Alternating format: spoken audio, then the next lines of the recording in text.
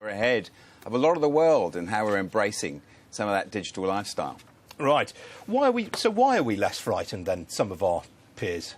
Well, I think we have a number of demographics that help us. There's a country size that help us. There's a bunch of retailers who are really innovating and bringing in what we call omni-channel retailing.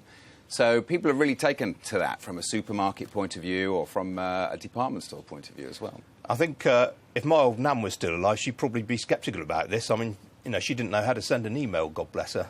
And isn't it interesting how the generations are different? So we have a different attitude maybe with the over 50s, but the under 30s are what we call the millennial generation, and they've grown up and they're very comfortable with this technology. So every 5-10 years we see a real change in those attitudes. But older people, you would argue, are still pretty comfortable with this as well?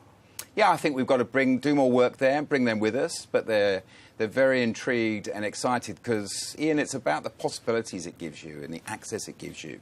So, you know, good technology opens up your life. Right.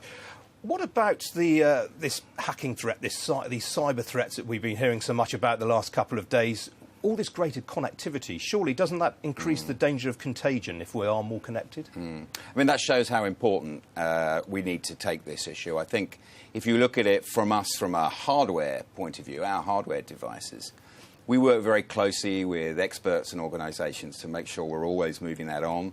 I think probably a good example today is the knock software we have on our smartphones, just approved by UK government and by the UK Defence Department. So that's a pretty good example of one, I think, that works well. Right. Now, I was reading the other day that Samsung are the official smartphone supplier to the England football team. How many smartphones and tellies are you going to sell during the World Cup? Well, we've got a big World Cup ahead, and tellies especially are going to be popular. We've just launched a new type of TV called curved UHD, so that's one of the best TVs you can watch the World Cup on.